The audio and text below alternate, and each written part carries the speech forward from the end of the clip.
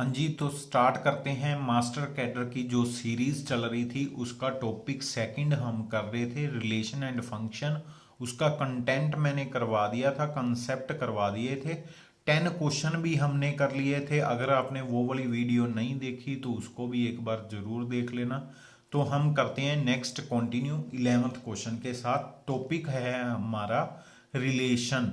ठीक है, तो हमारे पास क्या है 11th क्वेश्चन में ए भी दिया गया है, बी भी दिया गया है। रिलेशन निकालना है, रिलेशन भी नहीं निकालना, हमने रेंज फाइंड करनी है। ठीक है जी, रेंज फाइंड करनी है। रेंज फाइंड करने से पहले आपको एलिमेंट फाइंड करने पड़ेंगे रिलेशन के एलिमेंट जरूर फाइंड करने पड़ेंगे। वो कहते x is greater than y, x क्या है, ग्रेटर देन वाई है। तो एक्स वाई हमारा जो बिलोंग कर जाएगा, किस में बिलोंग कर जाएगा, वो बिलोंग कर जाएगा रिलेशन में। ठीक है, अगर एक्स वाई से बड़ा है, और एक्स हमने ए में उठाना है और वाई हमने बी में से उठाना है, वाई हमने बी में से उठाना है। तो एक्स अगर वन है एक्स, तो उधर कोई भी बिलोंग नहीं करता, तो वन वाला कोई रिलेशन नहीं है। अगर एक्स 2 है तो उधर हमारे पास वाई में क्या आ जाएगा, 1 आ जाएगा। सो दैट वो इक्वेशन होल्ड करें तो 2 1 एक सोल्यूशन बन गया। ठीक है, अगर x3 है तो हमारे पास उधर आ गया एक 1 आ गया, एंड और कोई नहीं आया, तो 3 एंड 1 हमारे पास सोल्यूशन आ गए। तो नेक्स्ट और क्या आ सकता है, एक्स ए में सारे एलिमेंट हो गए और रेंज में सिर्फ और सिर्फ एक ही एलिमेंट बन रहा है, वो है 1। तो हमारे पास सी इसका राइट ऑप्शन आ गया। नेक्स्ट चलते हैं, कंटिन्यू करते हैं आगे वाला क्वेश्चन, क्वेश्चन नंबर 12। उसमें फाइंड करना है आर इनवर्स। सबसे पहले हम आर फाइंड करेंगे। आर क्या होता है, आर है वो कहते हैं रिलेशन है जो वाई एंड एक्स के ऊपर बिलोंग करे। मतलब एक्स कोमा वाई बिलोंग करेगा आर को, तब बिलोंग करेगा जब y is equal to x minus 3 होगा। यहां पर मैं वैल्यू निकालता हूं, x की वैल्यू हमने ये वाले सेट में से उठानी है और y की वैल्यू ये वाले सेट में से आनी चाहिए। x की वैल्यू पुट करेंगे 11, अगर x को 11 पुट करते हैं तो y हमारा 8 आ रहा है, तो एक सोल्यूशन ये बन गया। और 8 हमारा इस सेट में आना चाहिए, अगर नहीं आ रहा तो ये उसका एलिमेंट नहीं है, तो ये बिलोंग कर रहा है। और हम देखते हैं नेक्स्ट 12 पुट करते हैं। अगर 12 पुट करेंगे तो हमारे पास आ जाएगा 9, बट 9 हमारा सेट में नहीं है, इस सेट में 9 नहीं है तो हम नहीं ले सकते। फिर लेंगे, हमारे पास 13 है। अगर 13 को करेंगे कंटिन्यू तो 13 माइनस 3 दैट इज 10।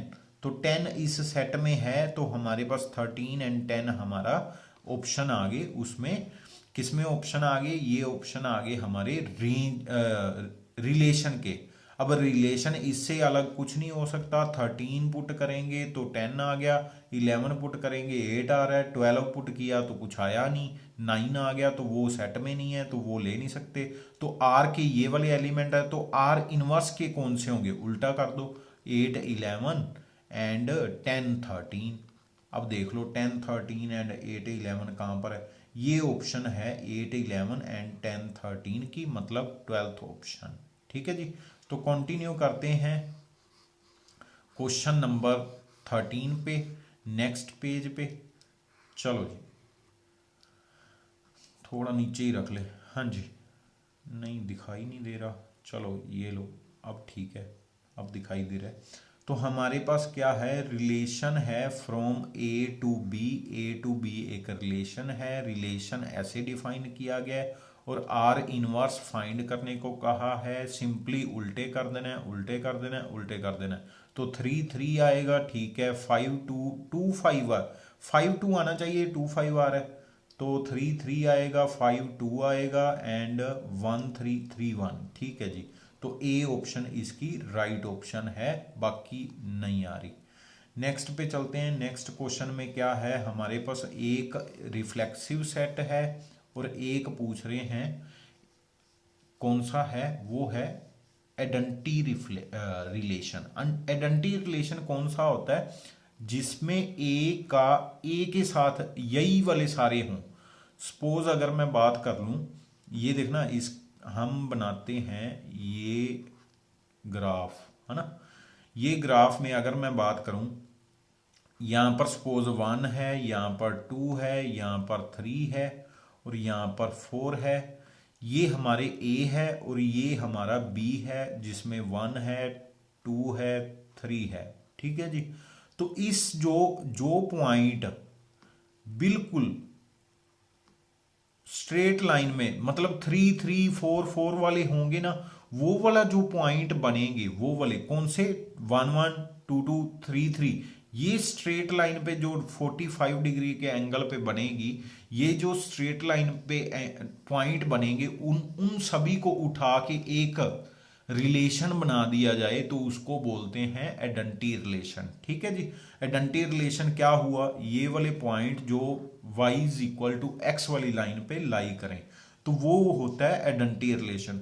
और रिफ्लेक्सिव रिलेशन में ये वाले एलिमेंट प्लस कुछ यहां से उठा लिए, कुछ यहां से, और टोटल वो रिफ्लेक्सिव रिलेशन बना रहे हैं। इट मींस वहां पर कुछ ज्यादा है, रिफ्लेक्सिव रिलेशन में कुछ ज्यादा है, और एडेंटी में पर्टिकुलर उठाए गए वो same y is equal to x वाली लाइन पे। ठीक है। तो रिलेशन जो है रिफ्लेक्सिव, उसमें कुछ ज्यादा है, और जो हमारे पास एडेंटी रिलेशन है उसमें कुछ कम है। तो ये हमारे पास इसका बी, इसका राइट ऑप्शन आ जाएगा। नेक्स्ट पे चलते हैं 15th क्वेश्चन पे। उन्होंने कहा है रिफ्लेक्सिव चेक करना है या सिमेट्रिक या ट्रांजिटिव। अब चेक करो, सबसे पहले चेक करो रिफ्लेक्सिव। रिफ्लेक्सिव में क्या होना चाहिए, 1 1 2 2 3 3 4 4 होने चाहिए, तो ये हमारे पास है। फिर सिमेट्रिक के लिए क्या होना चाहिए, हर एक का उल्टा है, 1 2 का उल्टा 2 1 है, 3 1 का उल्टा 1 3 है, हर एक का उल्टा है।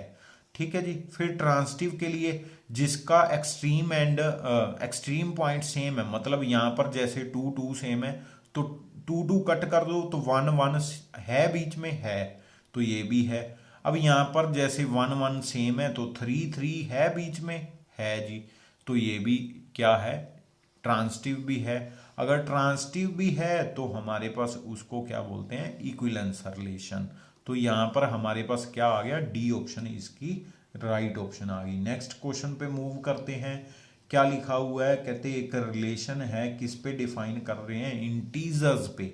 इंटीजर्स पे डिफाइन कर रहे हैं, m is multiple of n। क्या है, m is multiple of n, मतलब m जो है वो n इंटू समथिंग कोई k लिखा हुआ है। ठीक है, मल्टीपल ऑफ n है, it means m is equal to something n लिखा हुआ है। वो कहते हैं ये वाला जो बनेगा रिफ्लेक्सिव बनेगा, सिमेट्रिक बनेगा, क्या बनेगा।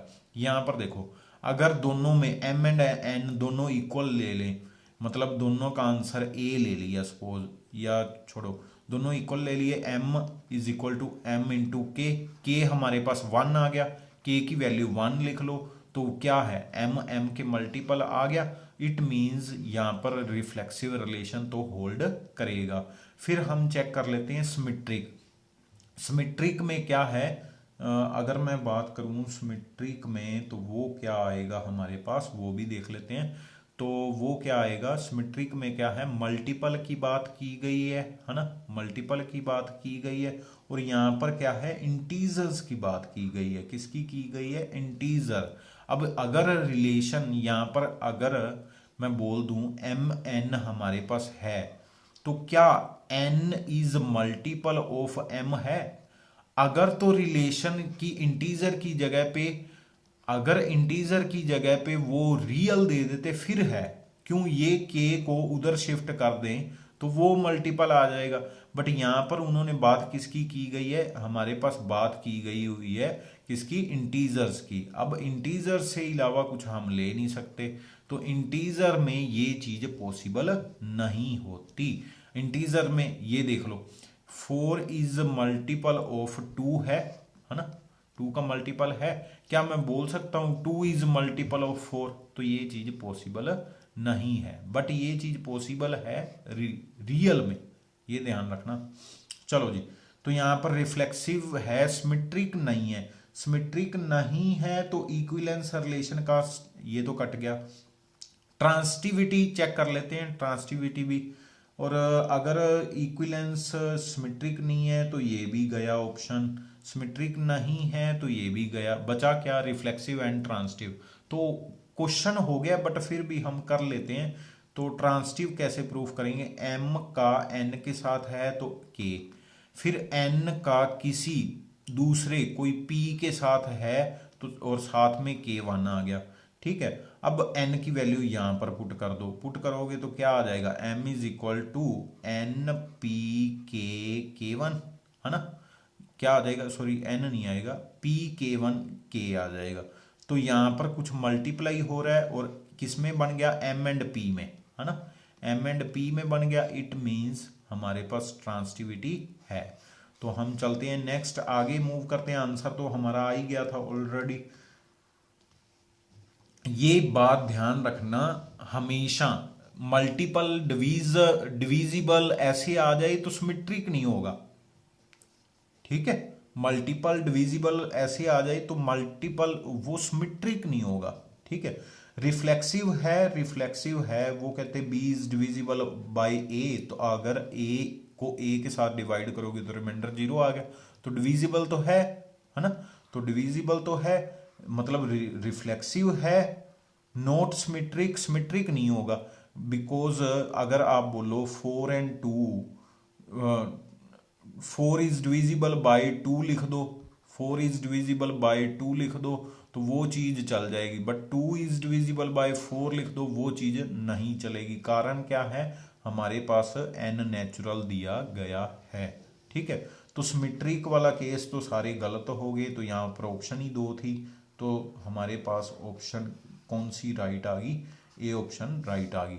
नेक्स्ट चलते हैं, कहते R is equal to R inverse. R में क्या होता है, रिलेशन में ऐसे लिखा होता है A B, है ना, और R इनवर्स में हम उल्टा कर देते हैं। ये दोनों अगर इक्वल हैं तो इसको क्या बोलते हैं, सिमेट्रिक बोलते हैं, आपको पता चल ही गया होगा, इसको क्या बोलते हैं, सिमेट्रिक बोलते हैं।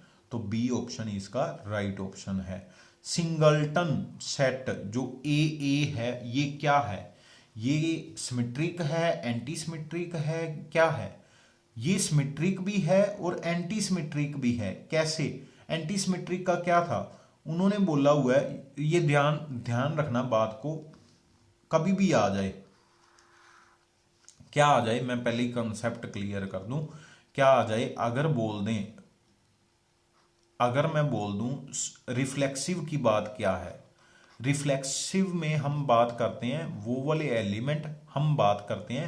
एलिमेंट, जो अपने आप के साथ रिलेशन बनाते हैं, अगर वो हैं बीच में, फिर मैं एक्सप्लेन कर रहा हूं थोड़ा प्रेशर के साथ, अगर एलिमेंट वो वाले जो बिल्कुल सेम के साथ सेम बनाते हैं, अगर वो वाले हैं बीच में तो हम बोलते हैं रिफ्लेक्सिव, ठीक है, मतलब ए का ए के साथ अगर बीच में है तो हम बोलते हैं रिफ्लेक्सिव।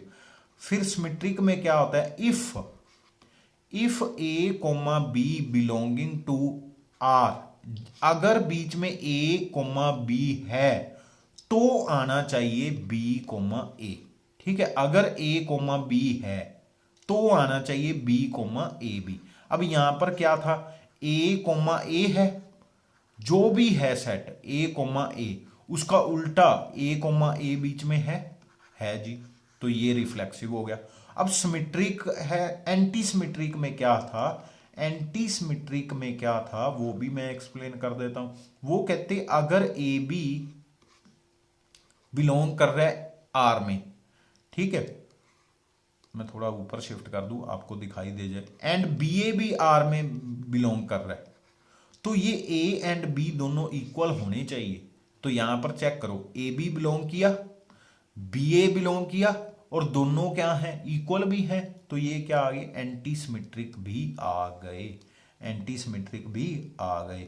तो यहां पर हमारे पास क्या है, ये दोनों है, सी ऑप्शन इसका राइट ऑप्शन है, दोनों है symmetric and anti symmetric. Next question पे मूव करते हैं। नेक्स्ट क्वेश्चन क्या है, जो रिलेशन की बात की गई है वो सबसेट है, और पावर सेट में से आपने एलिमेंट उठाने हैं ए के।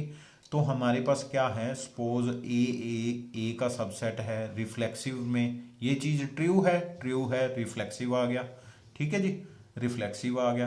देन सिमेट्रिक है, चेक करो सिमेट्रिक है, ए सबसेट है बी का, क्या बी सबसेट है ए का, ठीक है जी, क्या है बी सबसेट, नहीं, ये चीज नहीं बोल सकते। हाँ, ये चीज तब ही दोनों पॉसिबल हैं, अगर दोनों लेके चले तो आगे क्या बनेगा, फर्दर बनेगा a is equal to b. अगर a सबसेट है b का, b सबसेट है a का, तो हमारे पास a इक्वल टू बी बन गया। ये बेस्ट एग्जांपल है किसकी, एंटी सिमेट्रिक की, एंटी सिमेट्रिक की बेस्ट एग्जांपल है। एंटी सिमेट्रिक बन गया ना। अगर ए बी, वो कहते हैं अगर ए बी एंड बी ए दोनों बिलोंग कर रहे हैं, ठीक है, तो वो ए की तरफा पॉसिबल है जब दोनों इक्वल हों। तो ये चीज तब पॉसिबल है जब दोनों इक्वल हैं। तो यहां पर हमारे पास क्या बनना था, ये बनना था एंटी सिमेट्रिक। सिमेट्रिक तो किसी हालत में नहीं बनना, सिमेट्रिक नहीं बनना तो इक्विवेलेंस भी नहीं बनेगा, ठीक है जी। बेस्ट एग्जांपल है, माइंड में रखना। एंटी सिमेट्रिक का थोड़ा पता नहीं लगता, एंटी सिमेट्रिक और रिफ्लेक्सिव में क्या डिफरेंस है, तो उसकी बेस्ट एग्जांपल है ये वाली। नेक्स्ट क्वेश्चन में चलते हैं, कहते ए इज एंटी सिमेट्रिक। अगर एंटी सिमेट्रिक है, अगर ये दोनों आ रहे हैं, ठीक है, देन क्या होगा, एवरी ए बी, नहीं जी, नो ए बी, ऐसा कोई ए बी पॉसिबल नहीं है, छोड़ दो। क्या है आगे, क्या है, no a b such that a b not equal. हाँ, ये बेस्ट है। यहां पर तो ए बी अगर इक्वल हो जाए, वो तो हो गए ना, उनके लिए तो ट्रू है। कहते नो ए बी, ए और इक्वल टू बी वाला केस भी तो बीच में आ गया। तो यहां पर ए एंड बी इक्वल वाला केस भी, यहां पर जो है इक्वल वाला केस भी फेल हो गया था, बट इक्वल के लिए तो ट्रू है ये वाली एग्जांपल। हमने क्या एंटी सिमेट्रिक में पढ़ा है, ए बी एंड बी ए, ये चीज पॉसिबल है सिर्फ और सिर्फ ओनली इक्वल वाले के लिए।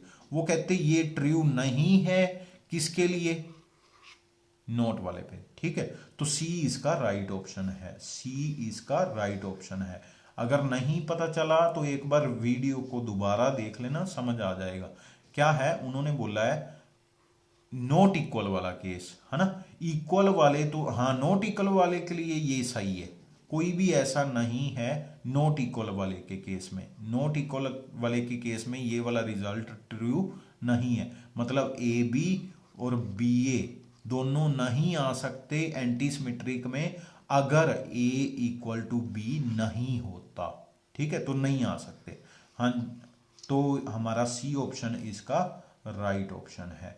नेक्स्ट चलते हैं 22 नंबर क्वेश्चन पे। उसमें भी लेस देन वाला केस दिया गया है। लेस देन वाला केस कभी भी, ये देखो लेस देन वाला केस क्या है, ये चीज ट्रू नहीं है तो सिमेट्रिक गई और रिफ्लेक्सिविटी गई, रिफ्लेक्सिव गया।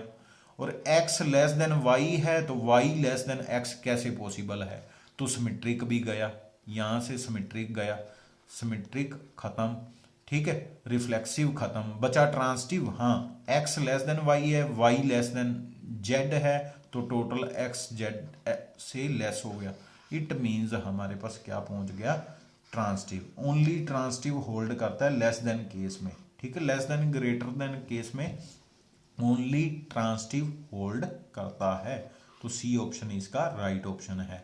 ये वाला केस थोड़ा अलग है, ये वाला जो 23rd क्वेश्चन है थोड़ा अलग है। इसमें क्या है, x is brother of y। अब यहां पर ये y सिस्टर भी हो सकती है ना, ये y सिस्टर भी हो सकती है उसकी। अब उल्टा करेंगे, सिमेट्रिक तो पॉसिबल नहीं है, ठीक है, सिमेट्रिक पॉसिबल नहीं है, बट बुक में ये आंसर दिया हुआ है साथ में, सिमेट्रिक भी होता है। अगर x is brother of y then y is brother of x। हम बोल नहीं सकते, y चिल्ड्रन की बात की गई है, चिल्ड्रन में y सिस्टर भी हो सकती है, ठीक है। तो ट्रांसटिव की बात करें, ट्रांसटिव की बात करें तो ट्रांसटिव है अगर x y का, y जो है x का ब्रदर है और यहाँ पर y किसी z का ब्रदर होता है, तो टोटल x भी z का, ये दोनों भी आपस में ब्रदर ही हुए, तो ये तो ट्रू है। बट बुक में आंसर यही दोनों दिए हुए थे। तो चेक कर लेना, आपको क्या बेस्ट लगे वो मुझे कमेंट सेक्शन में जरूर बताना, कौन सा सही लग रहा है। अपने आप का तो वो ब्रदर नहीं है, ठीक है, तो ये ब्रदर की बात तो किसी दूसरे के साथ ही करेंगे, तो रिफ्लेक्सिव का तो हम कर ही नहीं सकते। नेक्स्ट है, वो पूछ रहे हैं, ये आपका एक दिया गया आर दिया गया, किस सेट पे, ए सेट के ऊपर डिफाइंड है, रिलेशन है, और आपने बताना है ये सिमेट्रिक है, ये ट्रांसटिव है, ये क्या है, ठीक है जी।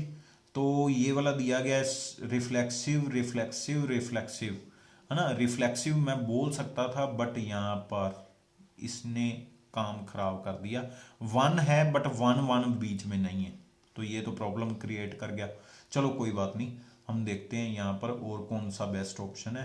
तो सिमेट्रिक, इसका उल्टा भी नहीं है, इसका उल्टा नहीं है तो सिमेट्रिक नहीं है, और रिफ्लेक्सिव भी नहीं था, बचा ट्रांसटिव। ट्रांसटिव है, चेक कर लो। अगर यहाँ पर मैं करूँ 1 और 2, है ना, 1 और 2 और 2 और 4, है ना, आगे 2 और 4, ये दोनों को छोड़ दो, 1 और 4 बीच में है, 1 और 4, 2 और 4 तो नहीं, 2 और 2 था, सॉरी 2 और 2 था, मैंने गलती से लिख दिया 2 और 4, तो 1 और 2 है बीच में है, तो ट्रांसटिव होल्ड कर रही है, ट्रांसटिव की प्रॉपर्टी होल्ड कर रही है, बाकी नहीं कर रही। लेस देन ग्रेटर देन का मैंने आपको बता दिया है क्या होता है, ये इक्विवेलेंस रिलेशन तो बिल्कुल नहीं होता। फिर बी की बात करें, reflexive and transitive, A is equal to A यहां पर गिवन है, यहां पर इक्वलिटी है, तो ये रिफ्लेक्सिव तो हो गया, है ना, ट्रांसटिव भी हो गया, A greater than equal to B and B greater than equal to C, तो ये बी कट गया, तो यहां पर A greater than equal to C आ गया। तो reflexive and transitive but symmetric नहीं आएगा, नॉट सिमेट्रिक, हाँ बी सही है। नेक्स्ट चलते हैं 27th नंबर क्वेश्चन पे। 27th नंबर क्वेश्चन में क्या है, पी क्यू आर दिया गया, which of the following is equivalence relation. Equivalence के लिए यहां पर देखना आर की बात की गई है, और इक्विवेलेंस में अगर मैं बात करूं पी क्यू आर तीनों हैं, यहां पर देखना पी क्यू आर तीनों की बात की गई है, बट हर एक का रिफ्लेक्सिव पार्ट गिवन ही नहीं है। रिफ्लेक्सिव का मतलब क्या है, अगर बीच में पी आ गया, क्यू आ गया, आर आ गया, तो पी पी होना चाहिए, क्यू क्यू होना चाहिए, आर आर बीच में होना चाहिए, तो ये तो बीच में नहीं है, तो ये वाला तो हो नहीं सकता। इसमें देखो, इसमें भी आर एंड क्यू दोनों आ गए हैं, बट आर का है, क्यू का है, पी का नहीं है, ये पी भी आ गया तो पी का भी होना चाहिए, तो बी भी नहीं होगा। इसमें देखो तीनों हैं और यहां पर साथ में पी क्यू लिखा हुआ है, इसका उल्टा नहीं है, इसका उल्टा नहीं है, मतलब क्यू पी नहीं है, क्यू पी नहीं है, तो हमारे पास क्या आ गया, नन ऑफ दीज आ गया, ठीक है जी, तो नन ऑफ दीज आ गया। नेक्स्ट पे मूव करते हैं, इसमें लेस देन ग्रेटर देन वाला इक्विवेलेंस नहीं होता, इसमें सिमेट्रिक का प्रॉब्लम आ जाती है, डिवीजन में भी सिमेट्रिक की प्रॉब्लम आ जाती है, लेस देन में भी सिमेट्रिक की, यहां पर सभी कुछ होल्ड करता है, चेक कर लो। A B is equal to B A होता है, मोड लगा हुआ है कोई बात नहीं, होता है, फिर ए का मोड, बी का मोड एंड सी का मोड, इन तीनों में भी इक्वलिटी है, तो ये एक के सी तक पहुंच गए, इट मीन्स सभी के लिए होल्ड करता है। तो 28th भी हो गया। नेक्स्ट 29th क्वेश्चन पे वो कहते आर इनवर्स, अगर आर इक्विवेलेंस है, याद रखना ये बहुत बड़ा कंसेप्ट है, अगर आर इक्विवेलेंस है मतलब ए का ए के साथ है, b a b, then b a b है, ठीक है, a b c, a b से बी सी से, तो सी ए बी, ये है सिमेट्रिक और रिफ्लेक्सिव, ये है सिमेट्रिक और ये है ट्रांसटिव। अब चेक करो आर इनवर्स में अगर मैं उल्टा कर दूं तब भी चीज पॉसिबल है ना, अगर सभी को उल्टा कर दूं, ए की जगह पे ये ए रिवर्स कर दूं, सभी को रिवर्स कर दूं तब भी सही है ना, इन दोनों को रिवर्स करूंगा सेम ही आएगा, इन दोनों को रिवर्स करूंगा ये दोनों पहले आ जाएंगे, ये दोनों बाद में बटाएंगे तो दोनों ही, फिर इन तीनों को रिवर्स करूंगा सी बी ए लिख दूंगा तब भी बात तो वही रही, ठीक है। तो यहाँ पर क्या हो जाता है, हमारे पास इक्विवेलेंस रिलेशन होता है आर इनवर्स में। ठीक है, आर इनवर्स में क्या होता है, इक्विवेलेंस रिलेशन हो जाता है। नेक्स्ट क्वेश्चन पे मूव करते हैं। 30th क्वेश्चन, लास्ट क्वेश्चन, इससे आगे नहीं करेंगे, फिर नेक्स्ट लेक्चर में करेंगे। आर हमारे पास क्या है, relation over set of real number, it is given by n into m, दोनों की प्रोडक्ट क्या आनी चाहिए, greater than 0, n into m. अगर मैं रिलेशन की बात करूं, रिलेशन भी इन्होंने नहीं बताया प्रॉपर, तो अगर हम मान के चले n comma R, n comma m की बात कर रहे हैं, तो वो कब पॉसिबल है, कहते जब n into m greater than 0 होगा। तो ए एंड ए दोनों सेम हो तो always greater than equal to 0, plus plus भी सेम आएंगे, माइनस माइनस भी ग्रेटर देन 0 आएंगे, तो रिफ्लेक्सिव तो है। सिमेट्री की बात करें, एन एम अगर दोनों की प्रोडक्ट ग्रेटर देन 0 है तो एम एन की भी ग्रेटर देन 0 आएगी, तो सिमेट्रिक भी आ गए। ट्रांसिटिव में क्या है, एन एम के साथ ग्रेटर देन 0 है, देन एम कोई पी के साथ ग्रेटर देन 0 है, तो कंबाइन करोगे तो ग्रेटर देन 0 ही बनेगा। एक सेकेंड, कंबाइन करोगे, कंबाइन करोगे तो क्या बनेगा। तो यहां पर हमारे पास क्या है, यहां पर सिमेट्रिक और रिफ्लेक्सिव एंड वो नहीं दिया हुआ, तो ये भी छोड़ देना है। यहां पर रिफ्लेक्सिव सिमेट्रिक दिया गया है। यहां पर अगर मैं बात करूं, हाँ, एन इन दोनों की मल्टीप्लीकेशन कर दो, n into m, m square हो गया, है ना, एम स्क्वायर हो गया, वो तो ऑलरेडी पॉजिटिव है, पॉजिटिव को उधर डिवाइड कर सकते हैं, तो n p greater than equal to 0 हो गया, मतलब ट्रांसिटिव भी है। तो यहाँ पर ओनली रिफ्लेक्सिव सिमेट्रिक दिया गया है, यहाँ पर पार्शियल ऑर्डर दिया गया, डी नन ऑफ दीज इसमें से आना था। ठीक है जी, नेक्स्ट करेंगे हम, नेक्स्ट 31 से कंटिन्यू करेंगे। कुछ क्वेश्चंस हैं, अप्रोक्सीमेट 49 क्वेश्चन हैं, तो 44 क्वेश्चन हैं, 14 क्वेश्चंस आर लेफ्ट, तो वो करेंगे हम नेक्स्ट क्लास में। थैंक यू बच्चे, हैव अ नाइस डे, जय हिंद, वंदे मातरम।